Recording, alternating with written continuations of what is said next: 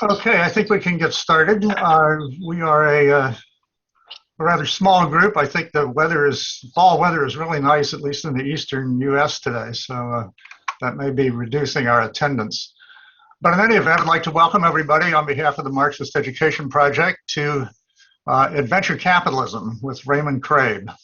Raymond Craib teaches history at Cornell, and his research interests lie at the intersection of geography, politics, and everyday practice. He's written about poetry and politics in interwar Chile, history of state fixations and fugitive landscapes in Mexico, and a book with Barry Maxwell, No Gods, No Masters, No Peripheries.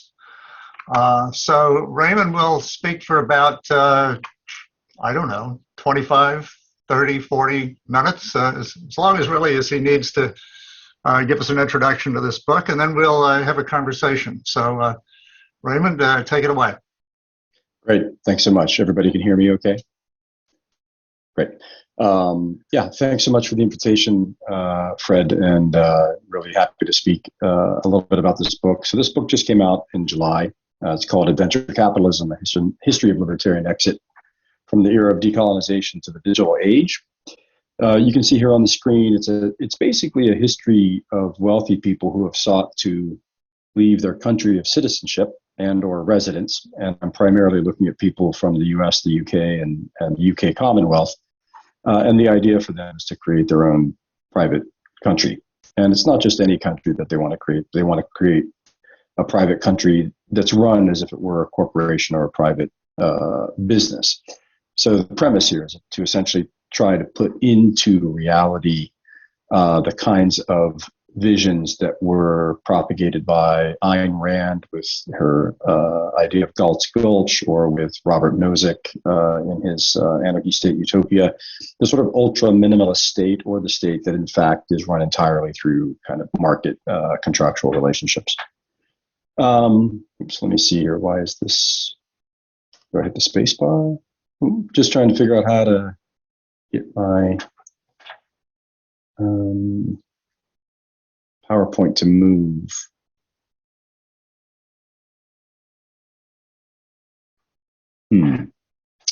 Let's see. Sorry, just a small technical thing. I'm trying to figure out how to get my PowerPoint to. There we go. Oh, okay, great. So I just want to say a couple of things about libertarian exit. And I want to explain, first of all, what I mean by libertarian, and then a little bit what I mean by exit. So libertarian has no relation to anarchism. I'm looking not at libertarian as it's largely understood in most of the world, which is more or less synonymous with anarchist. At least it used to be. Not anymore. Clearly the UK, Brazil, and other places are demonstrating that. But it's kind of like anarcho-capitalism, what I mean by libertarianism, but I don't like the term anarcho-capitalism because it puts these two terms together that really don't belong together. But these are individuals who are hyper-capitalist. These are people who I put under a kind of umbrella, but they exist on a kind of spectrum. You can go from someone like Murray Rothbard, the sort of godfather of U.S. libertarianism, who thought everything should be run through contractual relationships, including national defense and policing and so on and so forth. At the other end of the spectrum, you might locate people we might consider now more classical neoliberals from the Austrian school, Milton Friedman, Hayek, to some degree von Mises. And then sort of in between those two, you have somebody who's very, very influential, and it's sort of appalling to have to say this, but very influential, and that's Ayn Rand, whose fiction was quite influential on the people that I look at. They share certain kinds of worldviews here, and one is a disdain for the welfare and regulatory state, not the state per se. I think that's important to say.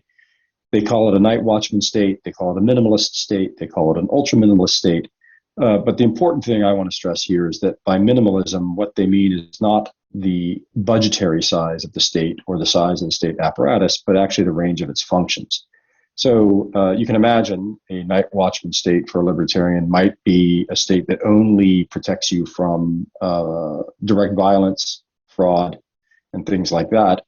But that certainly means then that you need a budget for national defense, a budget for police, a budget for judiciary, a patent office, and so on and so forth. That's not a small state manifesto. That's a fairly large state. So minimalist really is about the range of its functions rather than the size of the state itself. They have a radical embrace of free enterprise. And what I mean by this, free enterprise is a sort of loose term, the way it's often gets used. But here, what I'm trying to reference is the way in which they want markets largely to be sovereign, not states. So markets will be sovereign, states will exist to help sustain markets as sovereign rather than the inverse. They fetishize the individual, not the social. There's a fear of the masses, often based upon experiences with totalitarianism. When they talk about totalitarianism, they conflate communism, socialism, and fascism. That's quite commonplace in the U.S. amongst liberals in the 1950s and 1960s, and it's also quite common amongst libertarians. And then a kind of ontology or a worldview that equates individual private property rights with freedom. So when they talk about freedom, that's usually kind of what they're referencing. What do I mean by exit? So exit is the idea that they want to leave the nation state. This is not expatriation. They're not going to go somewhere and still be a citizen of their of the country that they were born or had citizenship into, and so on and so forth. They actually want to leave the nation state and create an entirely new sovereign community. This is a community that will be run entirely or largely along transactional and market relations. It's not merely about tax havenry. Most of the people I talk about are wealthy, but this is not merely about tax havenry. It's much easier to hire a bunch of attorneys or to put your money in Panama. There's multiple ways for you to avoid paying taxes if you want to, and you have the money to do so. For many of them, this is what they call a moral experiment. It's what they see as a kind of experiment in the realization of full individual freedom.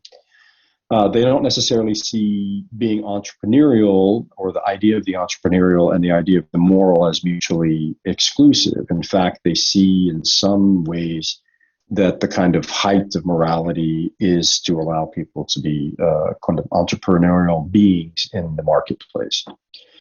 So exit is not really just a means to an end, right? It's really an end in and of itself, the right to opt into and out of societies with the ease of a consumer, right? And opt in and opt out becomes a recurring phrase in many of the writings of the people that I look at. I focus on the 1960s to the present. But there's a long history to this. You could go back to company states, Wakefield's New Zealand colonization company. You could look at the creation of private kingdoms that, Rudyard Kipling talks about in The Man Who Would Be King, which is based upon a real individual, Josiah Harding. You could look at Gregor McGregor and his schemes on Honduras in the 1820s. You could look at the Brooke family in Sarawak, the so-called, the famed Raja of Sarawak, who declared himself a prince. You can also take into consideration the fact that parts of Africa in the late 19th century were colonized via private contract. So alongside empire, you have private empire, right, at the same time. But I really look at the era of decolonization up to the present. Why should you care about this history? Well, for one, because it's around us now in various ways. There's some obvious examples, which I'm sure come to mind. Jeff Bezos and his sort of penis-shaped rocket and his company called Blue Origin.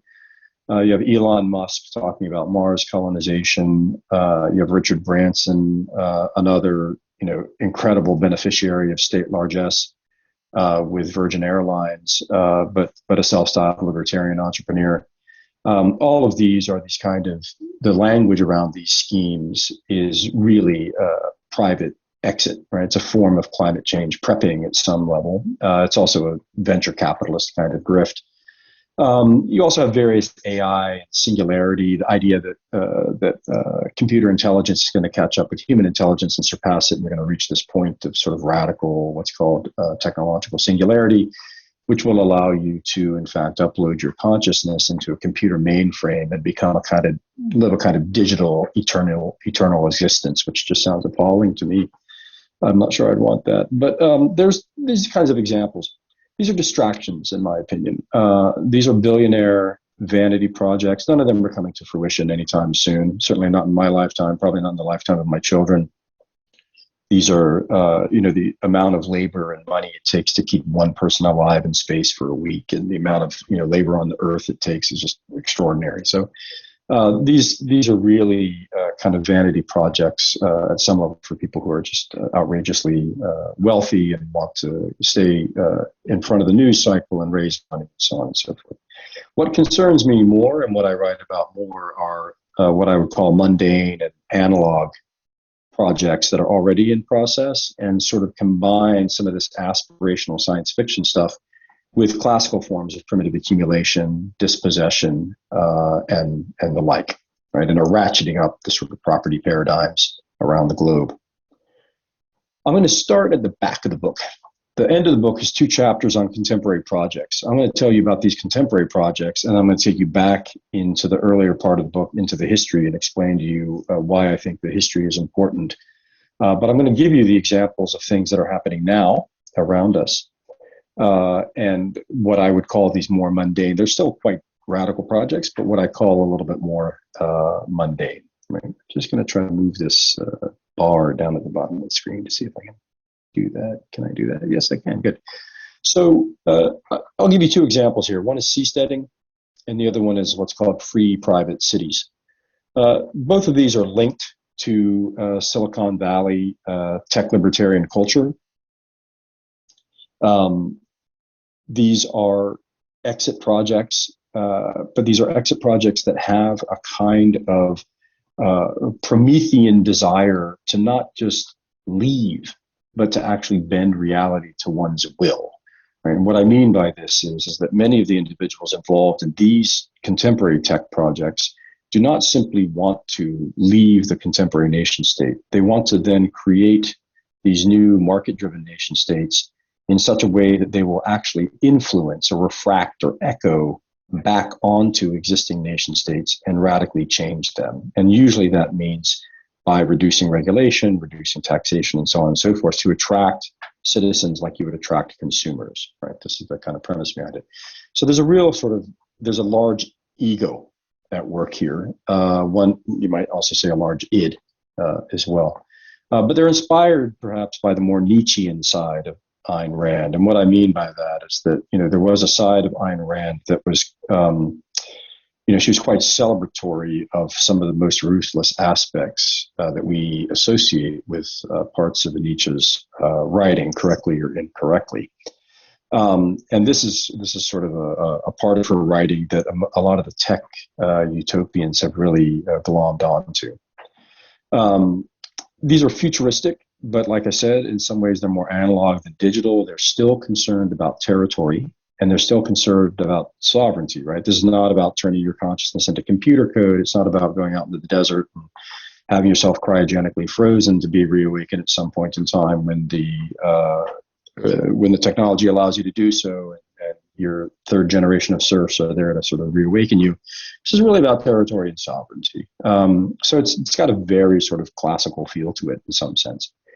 And it's the next phase of a kind of neoliberal to libertarian revolution. And certainly if you're watching the UK these days, you can see how the neoliberal revolution is morphing into a kind of libertarian revolution as well. Also in the United States and Brazil, Honduras, other places I'll talk about.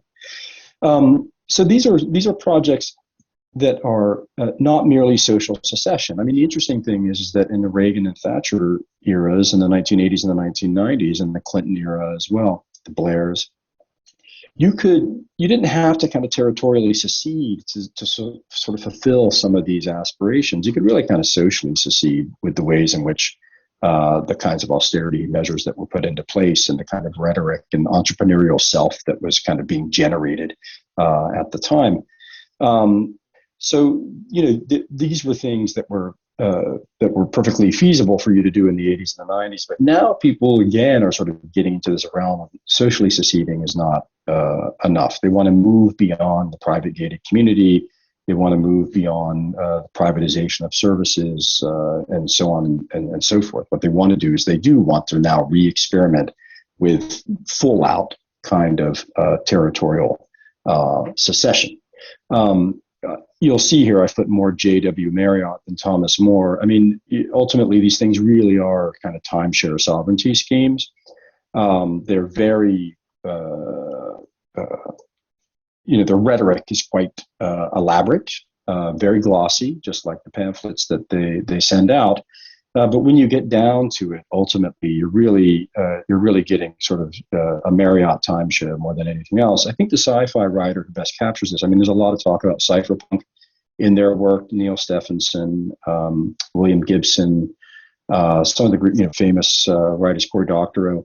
But really, if you want to think about science fiction here, I think the best sci-fi writer who really nailed these projects and really foresaw them was J.G. Ballard, a fairly conservative British sci-fi writer who in the 60s and 70s was already writing about projects in which the super wealthy secede into gated communities and essentially create very boring and bored communities that then outsource their crime, it's quite vivid vision of the kinds of things that are underway. So these are these kind of contemporary projects. Is this gonna? There we go. So seasteading, this is a kind of over the top image of seasteading, but it's not one that the seasteaders would necessarily disagree with too much. They're very over the top with their rhetoric and their visuals.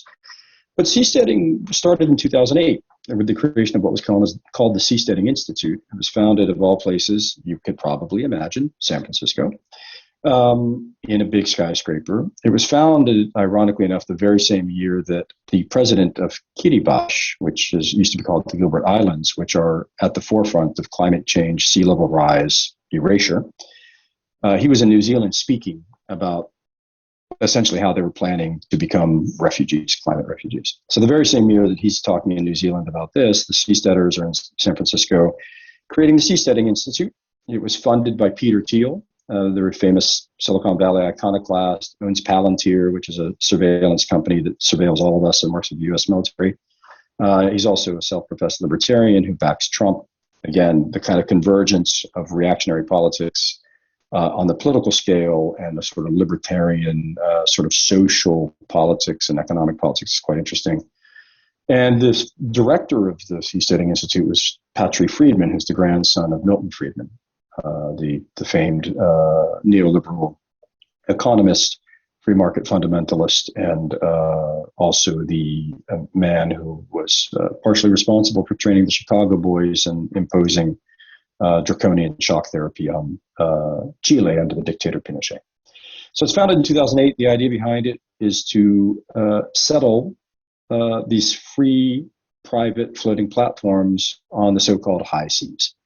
Now, what the high seas are is not entirely clear. People talk about the open ocean, they talk about the high seas, and it's a legal category, but it's a legal category that's relatively ambiguous, and it's ambiguous about to what degree the high seas is a commons in which you cannot put a fixed anchor platform, but can you put a floating platform? What constitutes an artificial island? There's a lot of ambiguity to this day in international law about the high seas. They presumed that they had the right to colonize, that's their language, by the way, to colonize the high seas. They were influenced, the idea was you'd have these little separate ones and you would create one and they would float around and you could sort of link up with like-minded people and create little city-states and so forth. They were influenced by a number of different texts, quite famously in 1997, The Sovereign Individual. This was written by the father of the current sort of libertarian ideologue in the UK government, Jacob Rees-Mogg. His father, William Rees-Mogg, wrote this he's a baron, he wrote this with a journalist, and it's essentially a text that talks about the state as a kind of protection racket in which the wealthy can essentially convert it into a sort of market mechanism. They espouse, they're also influenced by what's NRX, neo-reactionary movements. These are associated with Silicon Valley and the sort of tech world and certain sort of conservative reactionary forms of what's known as accelerationism, right? Just speeding up the pace of capitalist change, sometimes to break through to the other side, but sometimes just for the sake of acceleration. And then neo-cameralism and neo-feudalism. I won't go into a lot of detail about these, but these are all very reactionary kinds of ideas. The idea is basically that capitalism and democracy are a problem, or that democracy is a problem. Capitalism is the kind of thing where essentially you can embrace it, but in order to embrace it, you need to go back to something like monarchy or feudalism or things like this. The democratic politics is the real problem, right? And they also have an ecological pitch, the seasteaders do.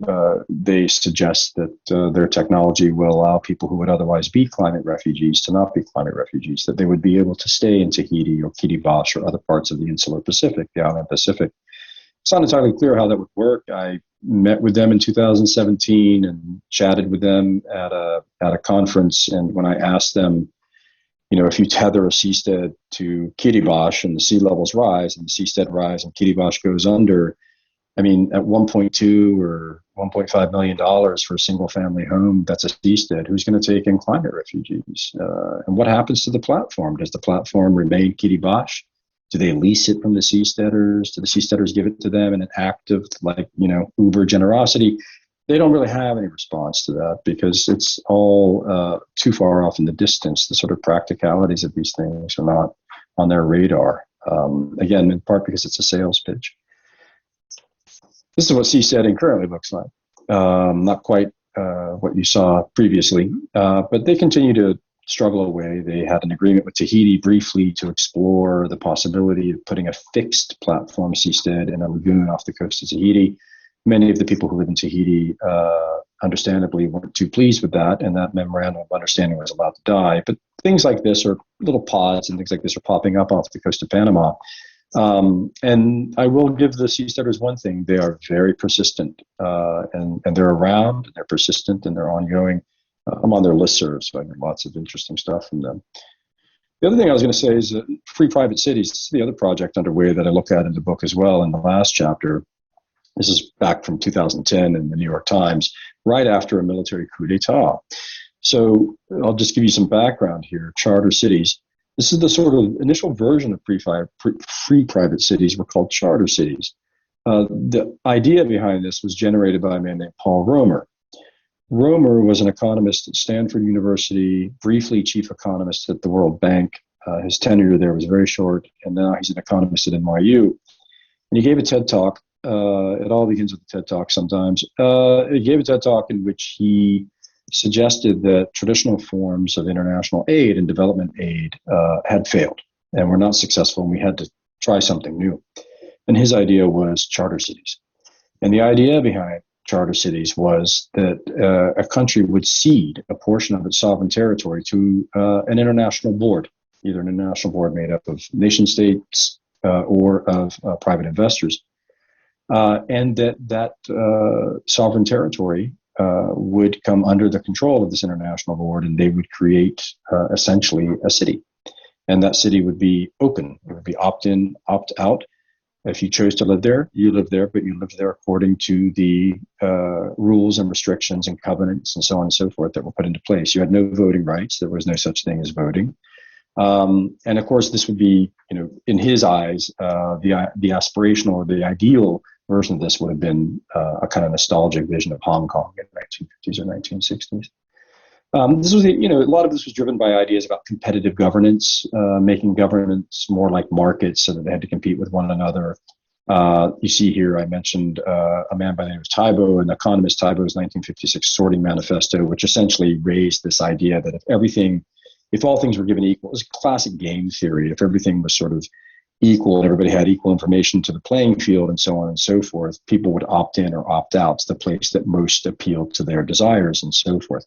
Taibo himself was like, look, it's just a thought experiment, right? It's not like reality. For all the various reasons that game theory is so problematic, and also the sort of application of game theory to political life. So Romer wanted to try this out in Madagascar, and he was making good headway, and then there was a coup d'etat. That put an end to it. But then there happened to be a coup d'etat in Honduras, which revitalized his aspirations, and he met with the illegal coup regime in 2009, and they worked together to come up with an idea of charter cities that would be called ZEDEs. This is special employment and economic development zones. And the Honduran constitution was actually changed to accommodate these. It was changed under pretty trying circumstances. It was initially not allowed to go forward, and then 4 justices on the Supreme Court were summarily dismissed from their positions and replaced by loyalists to the coup regime. There was an attorney who was actively opposing the ZEDEs, who was gunned down in the streets of Tegucigalpa, and so forth. And so, this was, for a libertarian project, right, you would think it's ironic that it's the full force of the state that's bearing down on everybody to push this through. But of course, that's nothing new if you look at Chile in 1973 and so forth, right? That's not a contradiction. So you have various tech bros get involved in this. Patrick Friedman shows up again, Michael Strong, who calls himself a radical social entrepreneur. Still not quite sure what that means, even 7 years after beginning the research on this. You have an array of people, people including, higher ups in Whole Foods and so on and so forth, Bezos. But you also have something interesting, which is not just tech bros from Silicon Valley, but also ex-Reagan officials, people who really cut their teeth in Reagan's Office of Central American Affairs, which of course was responsible for ratcheting up the violence in Central America in the 1980s and waging illegal wars in Nicaragua and using Honduras as a base to undermine the Sandinista government and so forth. So people like Grover Norquist, the famous anti-tax guy, Mark Klugman, who was a speechwriter for Reagan, also worked with part of the military dictatorship in Chile with Jose Piñera. He's now at the Cato Institute. Mark Skousen comes from a long family of very conservative Mormons in Utah. His uncle was a famous sheriff. Skousen was also an investment specialist in the CIA, Faith Whittlesey, who passed away recently, amongst others. And then you have an international conservative libertarian network, which is very, very active in the Americas today, including in Brazil and elsewhere, called the Atlas Foundation, which I could talk more about. So these are the kinds of players that are involved in this project. A lot of that now has kind of crumbled. It was throughout the 2010s, there was a lot of jockeying amongst people. Romer withdrew from the whole thing around 2014 because he was appalled by who the players were and the way they were getting involved. And it got quite nefarious at various points in time. But now you have one project that is trying to move forward, and that's on the island of Roatan, which is off the coast of Honduras, the Bay Islands. And this is called Roatan Prospera. What's going to happen to Roatan Prospera is not clear because the ZEDEs are now being slowly shut down by the new government that was elected into power in November of 2021 by, in fact, the wife of the man who was deposed in the coup d'etat in 2008, Xiomara Castro. So this is the project now. It's 58 acres of property on the island of Roatan. It's a classic libertarian project. You can see the advisory board here. It's all men. Patrick Schumacher, who's a very famous sort of self-described anarcho-capitalist architect who works for one of the most famous architectural firms in the world, Zaha Hadid Architects, based out of London. Paul Critchlow, former vice chairman of Bank of America and Merrill Lynch. Joel Baumgar, a Mississippi congressman, free market social conservative, absolutely pro or anti-abortion. The consul general for the Netherlands and Honduras. And you can see here even a trade lawyer and lobbyist, Shankar Singham, who was, at least to his supporters, was known as the brains of Brexit and has been closely involved in the recent activities of the Truss government in the UK as well. So it's all men. They have an arbitration board instead of a judiciary. They have an arbitration board of 3 men, all conservative, white, retired Supreme Court justices from Arizona. I mean, it's a complete, it's so transparently colonialist and reactionary that it's quite remarkable how oblivious they are to even to the basic optics of this. What's happening in this project is very much unclear. They're really trying to kind of push that it's going to go forward, but I think at this point it's most likely going to be a gated community, but it's not going to have any kind of sovereign control over its own destiny, and most of the Honduran constitution will apply. Okay, this stuff is not new. So what does history show us? So I just want to give you a little bit of history here, and then I'll stop. I just want to mention also there are other ongoing projects that I could talk about, and you should probably learn about if you're interested in this kind of stuff. Balaji Srinivasan's network state, and also then if you look at the background to the recent debacle in the UK under Truss, which was strongly influenced by a libertarian right-wing institute for economic affairs, which has had a huge influence on the sort of post-Boris UK governments. But I want to turn to history here briefly. I'm a historian. I don't want you to think that as the tech utopians think of themselves, they often think that everything that's creative in the world comes from them sui generis and from their own sort of epic brain skills. But there's actually a long history to these things, and that history teaches us something. It teaches us things that we should know. So I'm going to take a look at the 1960s and 1970s. So the 1960s and the 1970s are really important. It's an era of decolonization, which is actually quite central to these projects. The idea that with decolonization, there was an opportunity to, in fact, take advantage of decolonization to create your own private country. It's the era of the Cold War. You can tap into a whole array of different kinds of possibilities. And then it's an era much like our own of heightened fears around ecological collapse, demographic concerns around both movement of people, but also the size of the population, and monetary fears. And you can just see, I just put up some random things here, but you've got Stuart Brand's Whole Earth Catalog here that you can see where I've selected pages from it. This is, there's a great book about this from Counterculture to Cyberculture, and the way in which some of the sort of entrepreneurial hippies, it's the way in which sort of hippie culture met and converged with entrepreneurial culture and tech to create a certain kind of libertarian ethos in the tech world. You can see up in the right-hand corner, have you made your security investment against the coming monetary collapse? This is actually a man I'm going to talk about, Michael Oliver. This is his advertisement in a libertarian magazine from Southern California in the 1960s called Innovator. So monetary collapse was a huge issue. People were this is the era of the gold bugs, right? The idea was to essentially invest your money in gold and silver because of the coming collapse of the economy that was going to happen, at least in the minds of libertarians at the time. Ian Fleming's Goldfinger is built around the concept of the importance of gold to British Empire and the stability of British Empire in the wake of decolonization. Of course, Auric, Goldfinger, those are two gold names. Auric is the Latin name for gold, and then Goldfinger is obviously Goldfinger.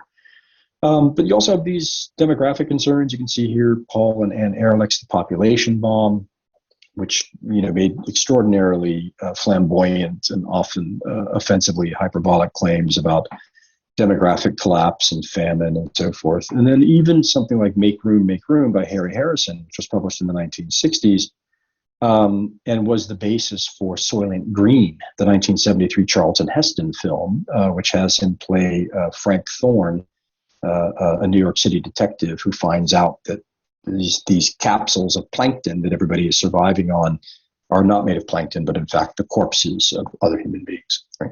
So there's all these kinds of concerns in the 1960s that are very profound and very much there in the sort of popular imagination. And I could go on at great length just how pervasive this is. And this generates a certain kind of idea and desire to flee and to sort of prep, right, for the coming collapse. So instead of the age of Aquarius, I call this the age of Atlantis. And I call it that because Atlantis becomes really the kind of touchstone reference point for libertarians at the time.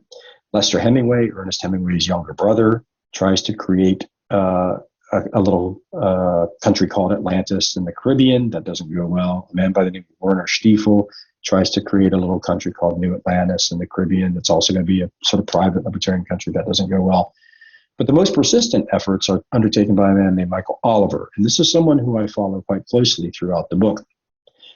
He was born Moses Selitsky in Lithuania in 1928. He was Jewish. He was the only member of his family to survive the Holocaust. He was moved from Kaunas in Lithuania to Stutthof and then to Lagerten concentration camps, and was rescued by Japanese-American troops in 1945. Spent 2 years in a displaced persons camp, moved to Nevada, invested in a gold exchange company, and also became a land developer. And in 1968, he became quite worried about the direction the country was going in. He was worried about many of the things that I just mentioned, monetary collapse and so forth, but he was also worried about what he called totalitarianism, by which he tended to mean kind of social movements of the 1960s. He tended to identify liberal movements as the kind of totalitarian threat. He doesn't spend really any time or make any reference to the KKK or the John Birchers or Christian nationalists. But he is concerned about what he calls soul brother forgiveness and urban riots and liberals screaming freedom now and so forth, and using what he calls stormtrooper tactics. So there's a very particular perspective here. So he undertakes 3 projects, and I'm just going to give you a sense of these projects and then I'll stop talking. The first project he undertakes is in the Minerva Reefs in the Southwest Pacific, and this is in 1972 and 1973, and you can see on the map here, the large portion of the map shows you the archipelago of Tonga. Tonga was decolonizing. It was a British protectorate. It was never formally colonized by the British, but some of its political activities were actually constrained by the British. So it was a protectorate, but it decolonized. And south of the south of Tonga are the Minerva Reefs. You can see there. That's one of the Minerva Reefs up there in the left corner. You can see there's an old shipwreck there. These reefs are underwater 23 hours out of the day. They're up above water just slightly for about an hour and a half each day. And Oliver had a lot of backers, wealthy backers. A wheat magnate by the name of Willard Garvey, who had very close relationships with the Foster Dulles brothers, who were in the CIA and the United Fruit Company at the time. Seth Atwood, fairly wealthy guy from Rockford, Illinois. John Templeton, who was a very famous Wall Street investor, amongst many others. It's a real cast of characters. They gave Oliver a lot of money, and he already had a lot of money. And so he started something called the Ocean Life Research Foundation, gave a kind of scientific patina to the project. And the idea was to hire a dredging vessel, dredge the lagoon that you see here, pile the sand on the reef, take coral out of the reef, encase it in chicken wire, and then fill it with concrete and build a platform that would eventually expand to house up to 30,000 people. The premise was that you could either be a settler, could buy in as a settler, or you could buy in as an investor. But it was going to be a country completely driven along these kind of contractual market relationships with an ultra kind of minimalist state. You can see Oliver coined a coin here, the Republic of Minerva, that gives you the longitude and the latitude in 1973, South Pacific Ocean. This came to the project, as it started to unfold, came to the attention of the King of Tonga, and he quickly shut this down. And the fascinating thing, I mean, I won't go into detail about this here, but the fascinating thing about this is that he had enormous, pretty significant backing from other archipelagos in the Pacific Southwest, including Fiji and Nauru and others. And the reason, of course, is pretty straightforward, which you have a lot of seamounts and reefs and things like this in the Southwest Pacific, that if this project were allowed to go forward, it would be a veritable reef rush, ocean rush, right, on the part of these kind of wealthy libertarians elsewhere looking for a place to kind of colonize, right? You can see already, right, the sort of resonances that this is going to have with seasteading, which I already talked about. So this didn't go well. So then Oliver did something a little different. He went to the Bahamas in the Caribbean. And from 1974 to 1975, he ended up allying himself with a very interesting cast of characters. This story I developed into a long chapter out of a lot of material that I got through Freedom of Information Act requests to the FBI. I also made 7 requests to the CIA, and they've still not complied with my requests. And I did recently get material from ATF and DEA that was not particularly helpful. But a lot of stuff from the FBI and a lot of stuff from the archives of a journalist who was tracking this project. The idea behind this project was to help foment. So the Bahamas were going to become independent in 1973. And the idea was to help foment a secessionist rebellion in the 2 northernmost islands you see here, right? Little Abaco Island and Great Abaco Island. Many of the residents of Abaco were direct descendants of white loyalists who fled there after the American Revolution in 1776. They did not like the idea of becoming part of an independent Bahamas that was clearly going to be ruled by a predominantly black government under Pindling in 1973. And so they petitioned to remain part of the United Kingdom. That petition was denied.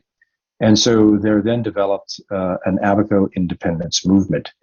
That movement, Michael Oliver ends up attaching himself to with a number of other individuals, 3 former CIA agents who'd been in Vietnam and various other places, involved with the Phoenix program in Vietnam, a baron from the United Kingdom from the House of Lords, Lord Benton, Lord Stanton and Belhaven, Robert Anthony Carmichael Hamilton was his name. Family motto, if in case you're interested, ride through is their family motto. So you had this kind of strange cast of characters.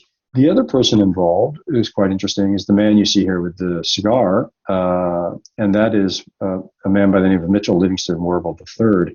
I'm just going to say a couple of words about Livingston Werble, and then I'll move on. But Werble was a remarkable and appalling kind of character, to be honest. He was in the OSS, which was the precursor to the CIA, where he was behind enemy lines in Southeast Asia in the 1940s with E. Howard Hunt, the Watergate plumber, and a man by the name of Jack Singelov, who would go on to become very important in the sort of proto-fascist World Anti-Communist League, but was very high up in the Army chain of command well into the 1970s. Werble then became an arms dealer and an arms trader in the 1960s. He ran a mercenary training camp in Powder Springs, Georgia, that was very famous, called the Cobre School of Psionics, Strategies and Operatives of Counterinsurgency or something like this. But he also became famous because he was a kind of designer and tinkerer and created what you see here in that weapon. And that is the silencer, the sound suppressor for the deadliest repeating pistol machine gun of the era, the Ingram Mac-10. If you watch Hollywood movies in the 1970s that involve weaponry, you will see an Ingram Mac-10 in it. 3 Days of the Condor, Killer Elite, McHugh with John Wayne. If you watch The Wire, the Ingram is the Mac-10 is referenced. The Ingram Mac-10 was everywhere. It was highly deadly, highly efficient. And Werble created the silencers for the Mac-10. And so this is, someone who eventually he and Oliver sort of allied with their ideas of how they were going to foment this secessionist rebellion in Abaco for their own particular purposes. For Werble, it was to create a weapons manufactory. Essentially, he wanted to bypass certain regulations that had been in place in 1968 in the United States by the administration of Johnson. This didn't go well, kind of fell apart. I won't go into detail about it, but they were being tracked by the FBI. Werble was in trouble. He'd been involved in some other schemes, and so he was being investigated by Congress, and this fell apart. Last project they did very quickly. Oliver was very persistent. Back to the Southwest Pacific, to the New Hebrides, what's now called Vanuatu. And here, Oliver allied himself with a growing anti-colonial movement in the northern part of the islands. And so if you look at the map, you can see Espiritu Santo up in the left-hand side there. That's the largest island in the chain of 83 islands that make up Vanuatu. He allied himself with an anti-colonial movement there and attempted again to foment a kind of secessionist rebellion when the New Hebrides were on the cusp of independence in 1980. The fascinating thing is that this was a project in which there was actually some strong local support. There were quite a few native Vanuatu people who supported him, especially the man named Jimmy Stevens, who you see in the photograph here wearing the white shirt standing in front of the flag. He's got the blue on his white shirt. Stevens was a chief on Santo and was a leader in one of the anti-colonial movements. And he allied himself with Michael Oliver under the idea that they would create a kind of confederation with this, free market, private state. Again, you see another coin that was minted, freedom and self-government. You can see in the flag in the picture, individual rights for all. There's a kind of rhetoric that's being incorporated into this anti-colonial movement. There was a second anti-colonial movement in Vanuatu, the New Hebrides National Party, that eventually emerged victorious in 1980 with independence and went on to become the government in power. But there was a big rebellion in 1980 that was fomented by these libertarians, and it ended in death, displacement, and a pretty significant 3 months of uncertainty around what was going to happen on the islands, people living in fear, families divided, and so forth. Now, let me just finish up and just say this. Speculative nonfiction, this is what this stuff is. It's science fiction meets the brute reality of our everyday life. These are imaginative and investment futures. That's why I call them speculative. This is a new era of neoliberal privatization, grifter venture capitalism, and of climate change prepping. Libertarian states is not a contradiction. I think it's really important to, the rhetoric about being anti-government on the part of libertarians really needs to be reanalyzed. Who has a right to exit, who has a right to remain? If you could imagine the free private cities on Honduras, if those had actually gone forward, you would have a situation in which some people based in the United States and elsewhere who had the money to do so could essentially have created a second kind of sovereign place for themselves at the very same time that Honduran citizens were being radically displaced and forced onto the move and becoming essentially stateless, in which they would arrive in the United States and be divided from their children, separated from their children, persecuted, exploited. It's an appalling thing. I mean, the right to exit and the right to remain is fundamental here, and it's not a simple equation in the way that they want to make it out to be. Exit is expensive. I mean, people have to buy in, and other people can't buy in. Most people can't buy in. It's expensive in terms of the turmoil that it created in the Caribbean and Oceania, where colonized peoples were trying to essentially achieve the promise of independence and self-determination, and ended up being confronted by a group of people who were more interested in selfish determination. You have these technologies for grandiose exit projects, which are really dependent on brutal forms of extractivism. The lithium batteries that are so famous that run Tesla, right? It's connected to Bolivia and deep seabed mining and things like this now. And extrusionism, pollution, which further damages the planet on which the rest of us are going to have to live, despite where these characters go. They outsource their costs onto the public. This is not a surprise. The ecological and political costs are not externalities for most of us. They add cumulative debris to the social Anthropocene, which has negatively impacted working people and the poor for centuries. And yet they benefit from subsidies, corporate welfare, international free trade agreements that restrict efforts at climate change mitigation, and so forth. Right? They're completely, deeply embedded in the capitalist state system.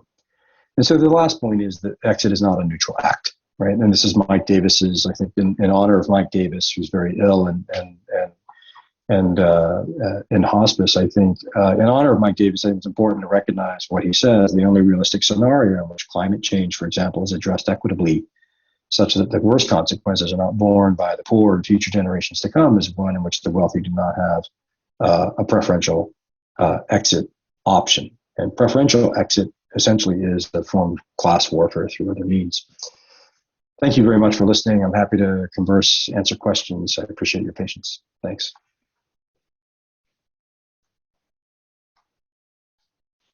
Thanks, Raymond. I think you're getting a round of Zoom applause. Thanks. Can all do this or something. So if you have a question for, I think we're a small enough group, you can just speak up if you have a question.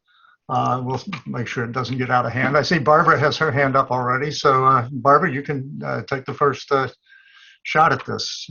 Raymond, maybe, excuse me, Ray, maybe you could turn off your screen sharing at this point. Thanks. Okay. Go ahead, Barbara. I was actually clapping, not raising my hand yet. Oh, sorry. Okay, then. Well, I'll start. Go ahead, Alana. Oh, I was going to. First of all, I'm blown away by your presentation. Thank you. Thank you. And I do intend to get the book and share it widely as possible. I'm just thinking that, I just recall not too long ago that whole thing with Peter Thiel in New Zealand, trying to buy up a huge portion of New Zealand to create private bungalows or whatever he was doing. Is that part of that whole ethos? And Zuckerberg in Hawaii, does that come from that same sense of libertarian occupation of land? Yeah, I would say yes. I mean, he's now, he did get New Zealand citizenship under quite unusual circumstances, right? There's a residency foundation to New Zealand in order to get citizenship, and it was clear that he hadn't quite fulfilled the kind of continuous residency principles that you needed to fulfill in order to get New Zealand citizenship, but he did, and he also now is trying to get citizenship in Malta. So he's hedging his bets. He's getting a number of different citizenships and passports and so on and so forth. Some of these places that will give him rights to buy land and the like. In other instances, it'll be a different kind of form of citizenship. So it varies from place to place. I mean, citizenship sale is a big, it's been a long-standing issue. I mean, Vanuatu has been selling passports to Chinese immigrants now for about 15, 20 years in order to make money. One of the people I didn't mention here, but that I talk about in the book, is a Romanian economist named Stefan Mandel, who most recently has been one of the people doing the sort of organizing the passport sales. But he was involved with Michael Oliver in Vanuatu in the 1990s. They had a second sort of project in this kind of vein. Mandel, by the way, if the name sounds familiar to you all, it might sound familiar because in 1997, NPR did a big piece on him recently. In 1997, he gamed the Virginia lottery system. He figured out algorithmically how much money he needed to buy every version of the possible results of the Virginia lottery. So he got investors to give him money to the tune of $27 million. He bought every algorithmic possibility that you could fill out on a chit by hand. And he said, I knew I was going to win. I was going to win one first prize, one second prize, three third prize. And he actually knew, and he was absolutely right. He did. Then he got in trouble because he didn't pay his investors back and eventually went to prison for 2 years for securities fraud in Israel. So, but these are so the passport thing is very much linked up with this. I mean, Bedouins in Saudi Arabia are being forcibly given passports as citizens of the Comoros Islands, and it's a mechanism to displace them from lands that the Saudi state wants to take. Right. So the state, as well as libertarians, are kind of messing around with this stuff as well. But yes, Thiel. That's part of Thiel's thing. Yeah, for sure. Barbara. I did actually want to say something, but I needed to collect my thoughts. So I'm an architect, and it was really interesting to hear this political background of, I hadn't realized how far actually this went, because the projects you showed are so familiar to me to a kind of architecture that was going on in the 2000s before the crisis. Mm. And it's funny that you mentioned Patrick Schumacher and Zaha Hadid, because it's a cluster of people, I think, that are hanging around Rem Koolhaas generally. I don't know if you know his practice specifically. Yeah. But so MVRDV, Bjarke Ingels, Zaha Hadid, and all of these people that came out of a kind of disillusionment, of a kind of disillusioned avant-garde that was still trying to be radical, but couldn't really be anti-system. So somehow it became something weird. But it's never really explicit about its politics. So this was so fascinating for me to hear. But I was just wondering if you know Rem Koolhaas, if you have an opinion on this more aesthetic side of things or the more architectural practice side of things. And I also wondered because in my mind, when I'm trying to research this, because I am actually trying to learn a little bit about this era in architectural aesthetics, I found this guy, this philosopher Nick Land, at the base of it. Is he connected to this in a certain way? Yeah. Yeah. Thanks. That's super interesting. I mean, I'll just say something about the architectural side of things for a second. I mean, one of the things that's fascinating is I think I don't explore this in a lot of detail, but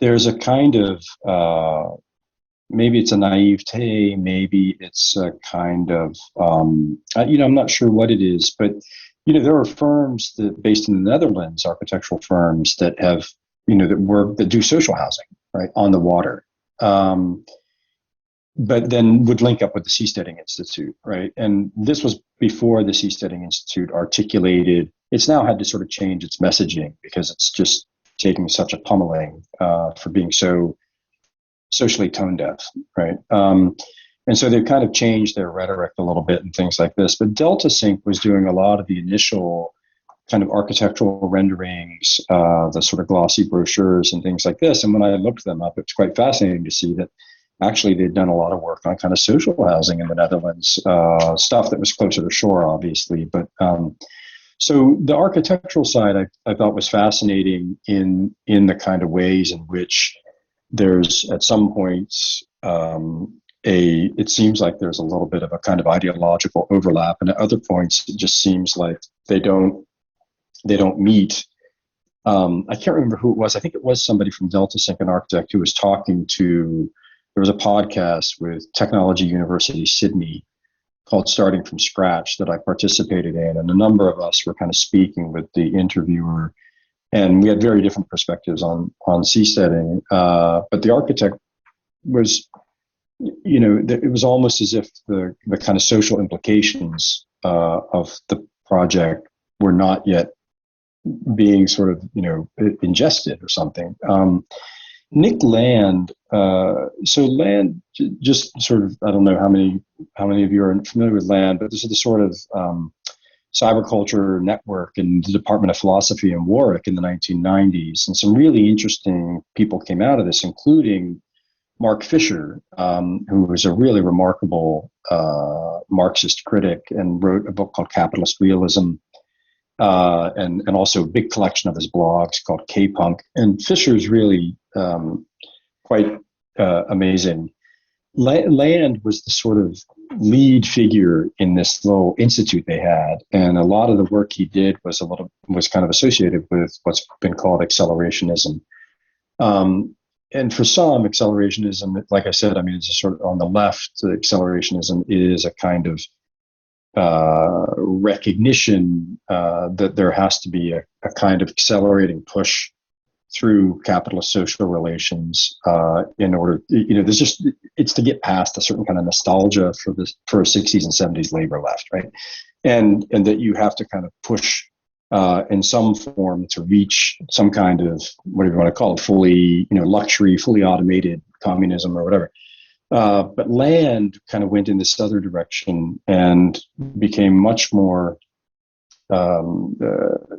strange and sort of reactionary. And he left England for a while and ended up in Shanghai. And then he's now been kind of linked up with a lot of the more sort of reactionary stuff coming out of Silicon Valley. And by reactionary, what I mean here in particular is this embrace of a kind of neo-monarchist, neo-feudalist politics. I have a moment in the book where I try to mention that in the same way that, Garrett Hardin had this kind of vision of the commons that was deeply flawed in the 1960s, a very, very problematic vision of the commons, and one that sort of, in a certain way generated arguments in support of private property relations and exclusionary property rights and so forth. The neo-feudalist, neo-monarchist individuals take that and apply it from the agricultural commons to the political commons. And so they'll say, one of those, this guy Hans Hermann Hoppe, who's another one of these figures, philosophers like Land in this kind of circle. And his argument is that in democratic politics, democratic representational politics, you get somebody who's in office temporarily, and so they're primarily interested in extracting as much as they can from office before they leave. So what you really need to do instead is have a monarch, because the monarch will be sort of completely invested in his peoples and so forth. And so I call it the tragedy of the commoners, right? It's a kind of it's an argument about the commons with all of its misrepresentations, misunderstandings, all of its problems applied to kind of political philosophy. And so Land is very much in this in certain ways.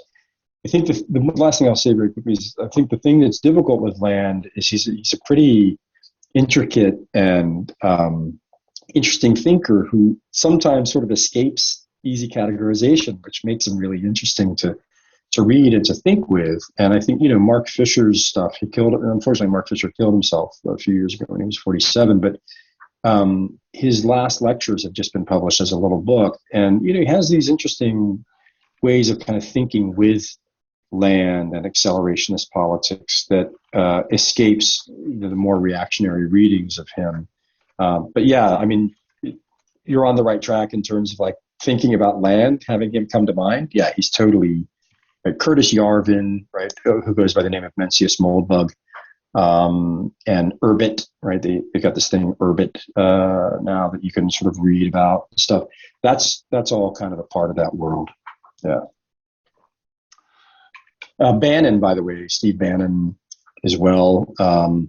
If you think just to add one thing here very quickly, so one of the people who's central to some of these projects currently is a guy by the name of Brock Pierce. And Brock Pierce, so again, I mean, the cast of characters is just insane. Pierce was famous as a child actor. He was in Disney's Mighty Ducks, parts 1 and parts 2. And then, like most child actors, had a downfall and got in trouble. And then made a kind of comeback by investing in Bitcoin early on and made a lot of money on Bitcoin, as many people did, especially 2016, 2017, 2018. And went off to Puerto Rico after Hurricane Maria with promises of sort of Bitcoin, magic, that they were going to buy the electrical grid and that Puerto Rico was going to be reborn. And they had the governor's ear. They're still kind of there, the Puertopians, as they're called, looping around. But the other way that Pierce made his money is he, early on in 2011, was hiring at super cut rate costs the labor of Chinese gamers, and he would hire the gamers, and the gamers would quickly master very sophisticated video games, and then sell the secrets, right? The sort of the solutions to things to U.S.-based gamers who were competing with one another, right, at a profit, and business took off. And it took off so much that he had to hire somebody to basically oversee his business. And that person was Steve Bannon. It's a nefarious network. Right, when you were talking about, you first started talking about Michael Oliver and Mitch Corbell, and I was taking some notes. I just jotted down the phrase "lumpen bourgeoisie," which is, and I also added Oliver Stone to the mix. I mean, this motley cast of characters that is out there, seeking strange and weird solutions to a very real social and political crisis that capitalism is facing, and that capitalists as a class are facing. But they're such fringe characters, but they should not be counted out, I think is probably your point. When someone like Steve Bannon actually gets in a position of power and is able to do damage at a global scale, it's serious. But that I also jotted down Puerto Rico, but also El Salvador. Yeah. And where the president of the country has basically opened the whole place to the crypto bros to come in and do whatever they're doing. So I don't know if that falls into this kind of category, but that's an entire country. That's just not just 58 acres in Honduras. So that's one kind of question I wanted to pose. And then just the other thing is the practical political economy of a privately sovereign state or a seasteading operation is, are these supposed to be autarkic and self-sustaining, or are they going to engage in trade with, et cetera? Is there going to be a working class on the island or the installation? What's their status going to be? I mean, it's a lot of interesting questions from that standpoint, and that put me in mind of Wakefield and the last chapter of Marx's Capital.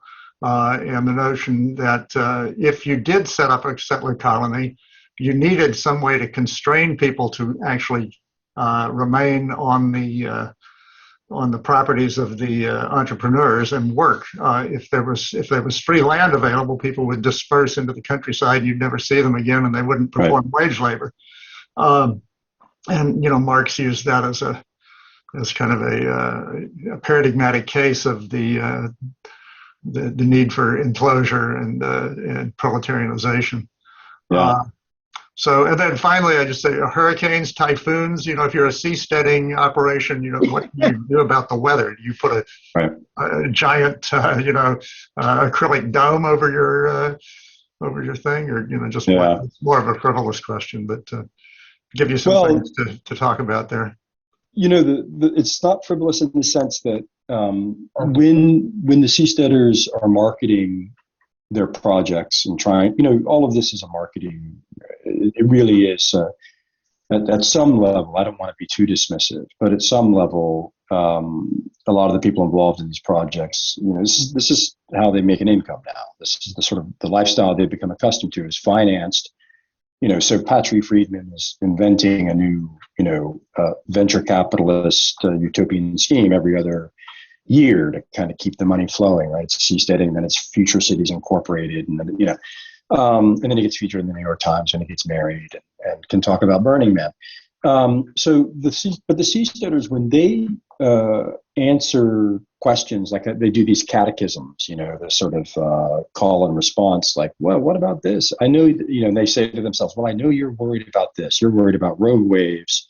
You're worried about pirates. And the reality is that that's, I don't think, what most people would be worried about if they were really thinking carefully about these projects. I'm sure you could probably engineer a way to deal with rogue waves. I'm sure the question of piracy is something, again, that, the question is labor. I mean, if you're way out in the middle, and this is what tanks them, right? Ultimately, it's not engineering. The question of ballasting and things like this is difficult because it can't be fixed, but it can be fixed anchored.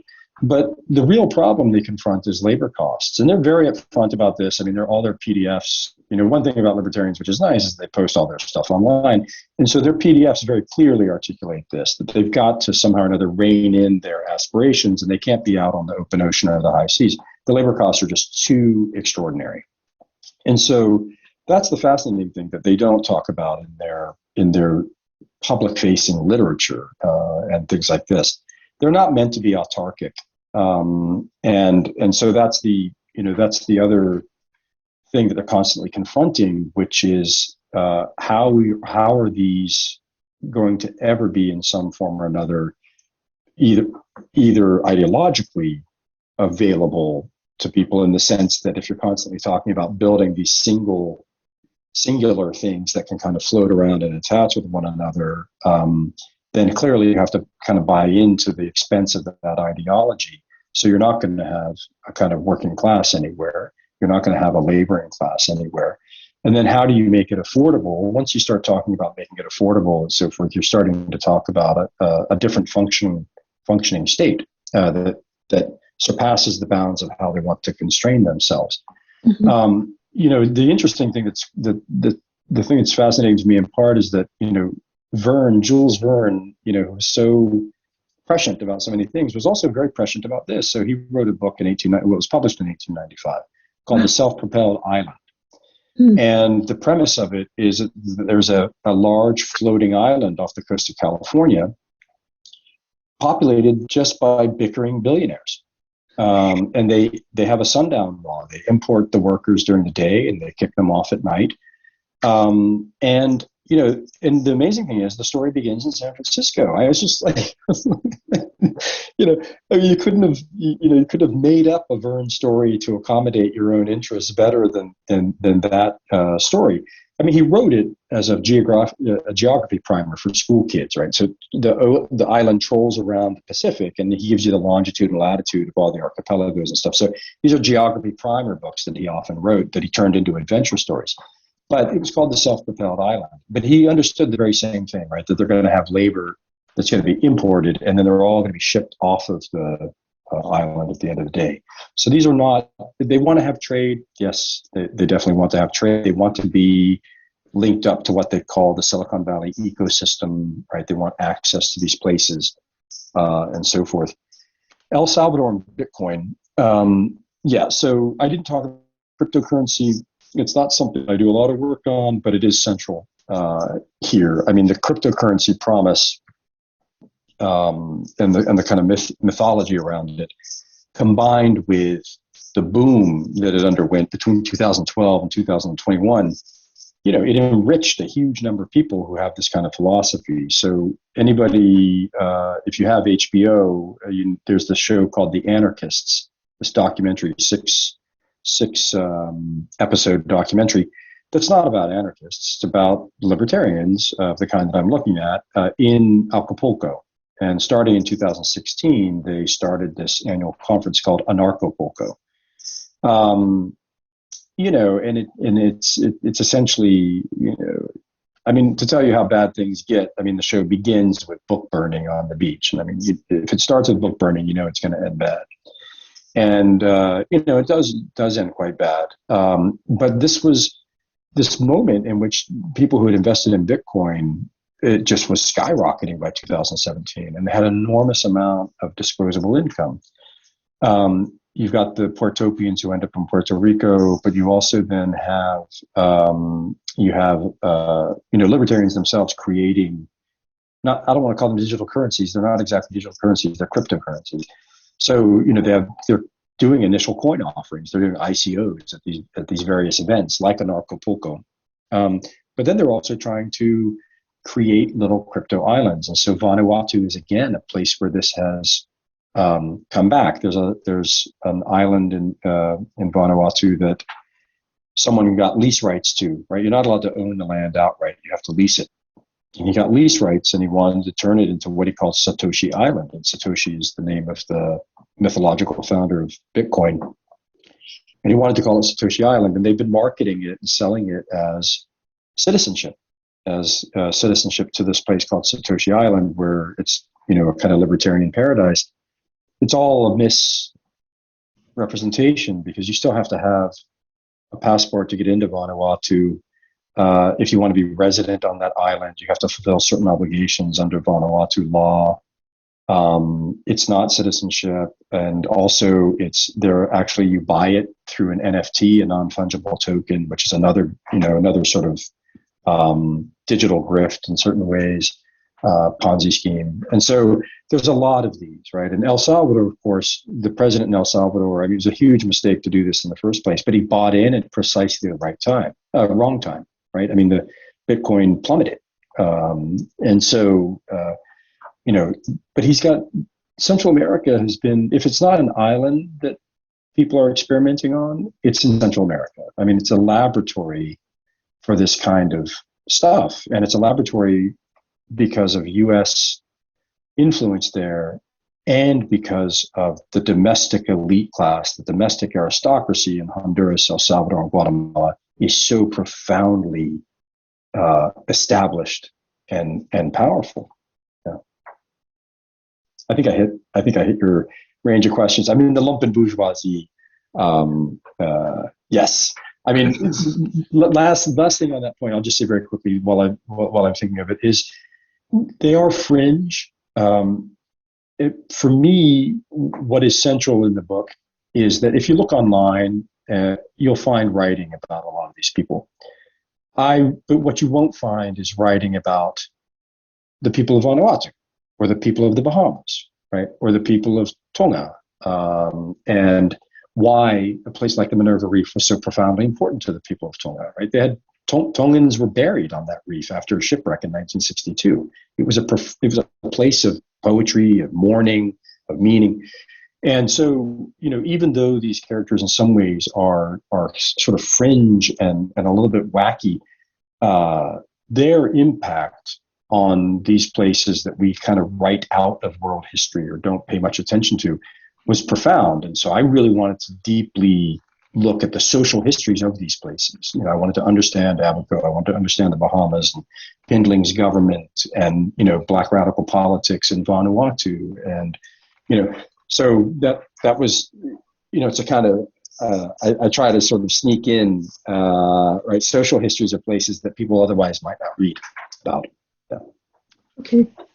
Thanks. Petra has her hand up. Go ahead. Thank you. I thank you for your presentation. I've enjoyed it. And I've got your book here to start reading shortly. One of the things that strikes me through this is that what you've described is a sense of a self-sustaining echo chamber.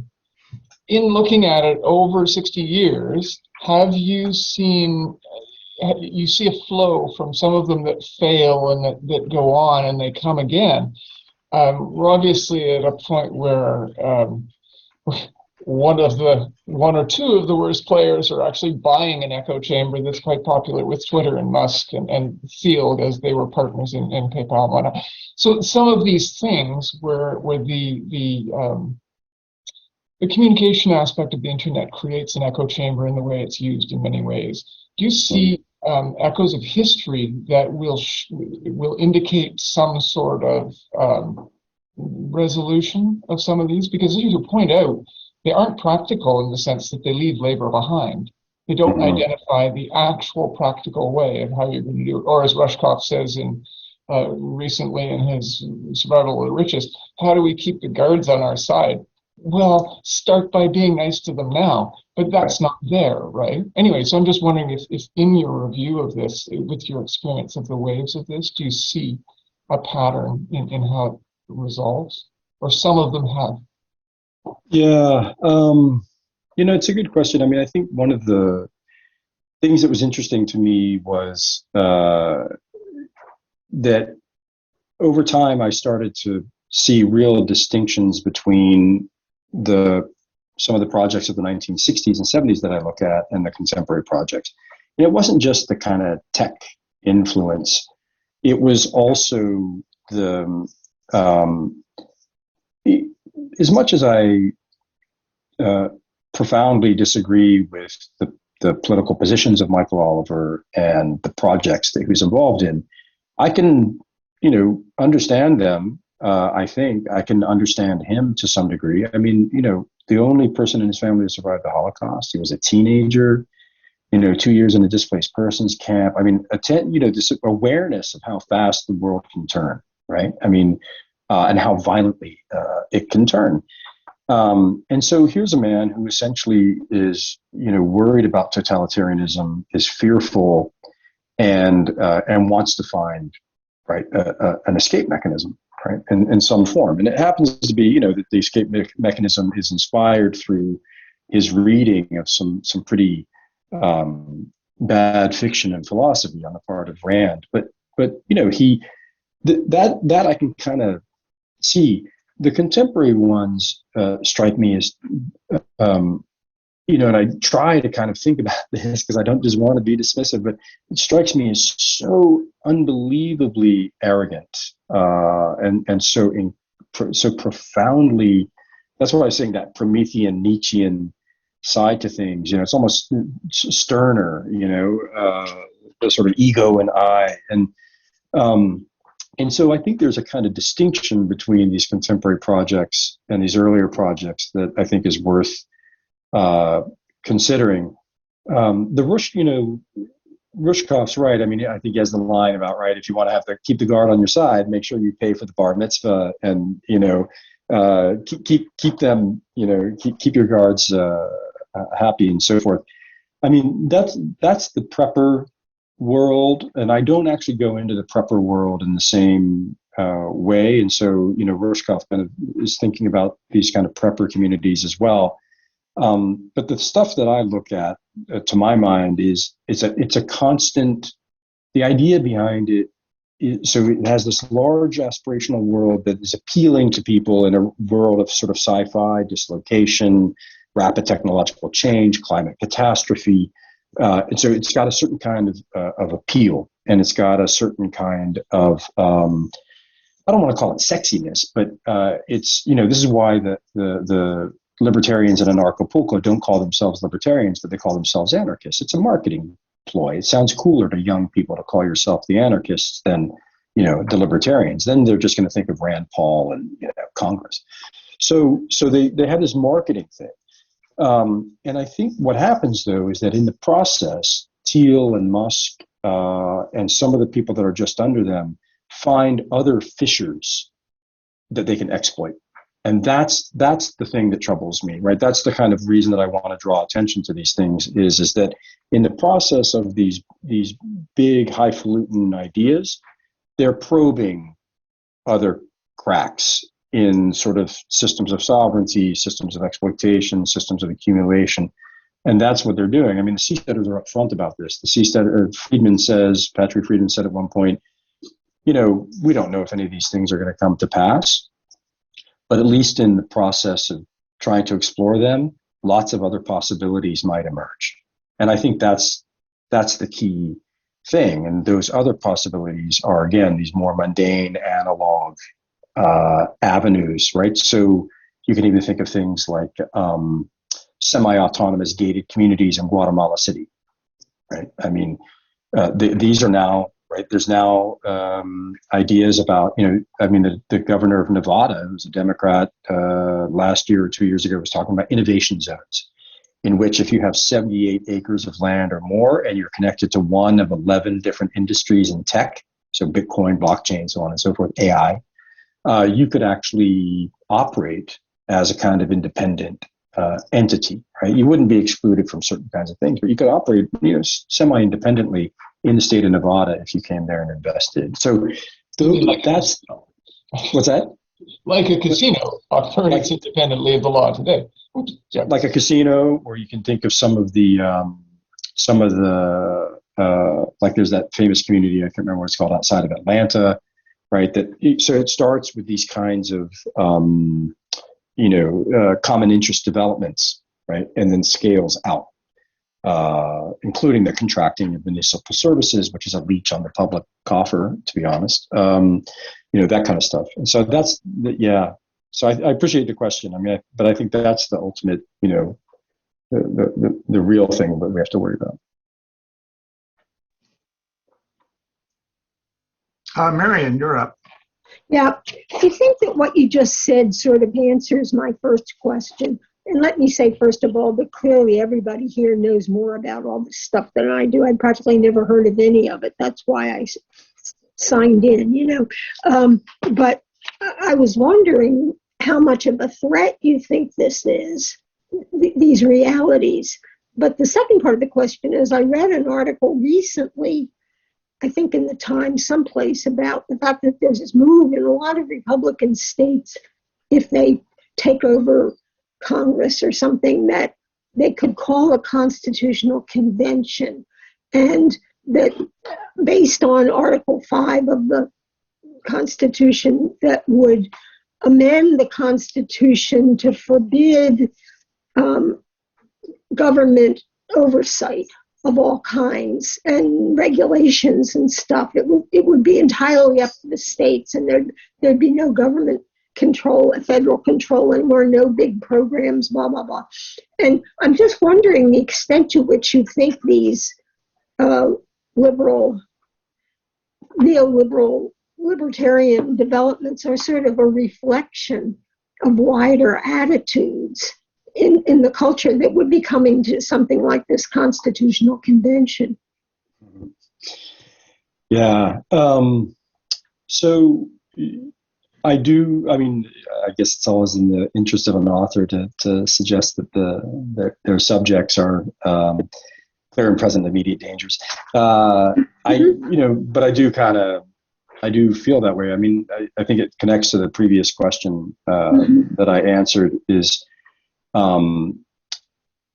these, first of all, the projects in the 60s and 70s, I could have written an entirely different book on another set of projects that looked just like these. I mean, they were everywhere, and they had afterlives. So I don't, these are things. I think the current ones, again, are these things that they make the imagination fly, right? They open up this kind of realm of possibility. And they're also things that I think are connecting in a certain, Sealand, exactly. They're connecting in a certain kind of way with a deeply reactionary moment in which the language of libertarianism is incredibly attractive. So I think, again, I mean, thinking about what just unfolded in the United Kingdom with the successor government to Johnson and the Institute for Economic Affairs and their deep, profound influence on that entire crew of people, right? That just, I mean, they were talking about, I mean, they weren't exactly talking about charter cities, but they were moving beyond the Freeport idea closer to charter cities. I mean, I grew up in Felixstowe, England. My mother's English. And, you know, Felixstowe was one of those 13 places that they were going to have this 75-mile diameter. I mean, it was quite extraordinary to look at. And so, and then of course, in the United States, the language of libertarianism has been, you know, deeply embraced by a lot of ex-military personnel, right? Which has always been a kind of strange thing, right? The most, you know, I mean, something akin to a socialist institution in the United States, at least in terms of healthcare, eye care, dental, housing, cost of living allowances, school systems, you know, so on and so forth. I mean, and then the very profound embrace of a certain kind of libertarianism that has a deeply white property reactionary politics to it. And so, you know, I think it is, to my mind anyways, it's frightening that these are projects that seem, on the one hand, so beyond the realm of reality, and yet because they're constantly being, right, in some sense or another, generated and so forth, right, that they're part of this kind of cultural conversation, that it seems to open the doors in a way, in the same way that, you know, the willingness of people to, you know, to accommodate Nazi free speech rights. I mean, in a way that Nazis weren't allowed to speak openly and freely in the 1940s in certain places. And then all of a sudden now it's like, there's a kind of, you know, a willingness, right? And the language in the United States now of, you know, more and more and more of folks who I would kind of put in this part of the spectrum are saying what Peter Thiel said a long time ago, which is that democracy and freedom are not compatible. I mean, yeah, well, it right? reminds me too of the unbelievable rejection of the vaccines, the COVID vaccines. It's like, you can't tell me what to do. I grew up in the 50s and had a cousin who got polio, and people were lined up around the block to get the vaccine. And now people are all saying, oh, I'll do it if I want to, but you can't tell me to. It's like, Jesus Christ, how did we get here? You know, so.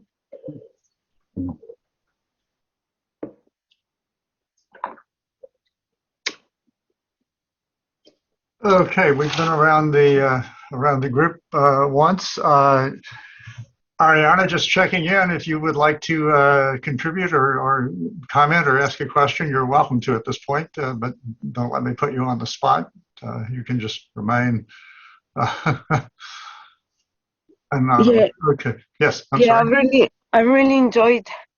Thank you so much, Raymond, for the great presentation and everyone for the discussion. I'm really sorry. I am in bed and I'm not very well, so I was just listening in. So sorry for not participating, but thanks everyone No so problem. much. Thanks for joining us. Thanks. So does anyone else have a question or comment at this point? Otherwise, we can wrap it up. Thank you. It was very nice. Yeah, Raymond, thanks you very much. We look forward to seeing you again with your next. What is your next project, if we can ask?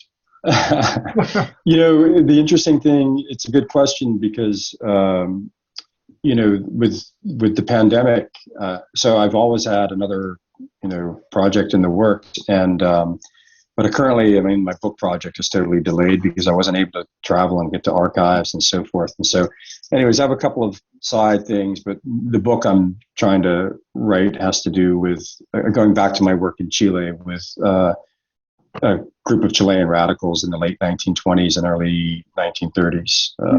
So that's the kind of work that I'm shifting back to. There's still some extraneous stuff connected to this project that I'm following up on and writing about a little bit, but not as a kind of book project. So, yeah. Great.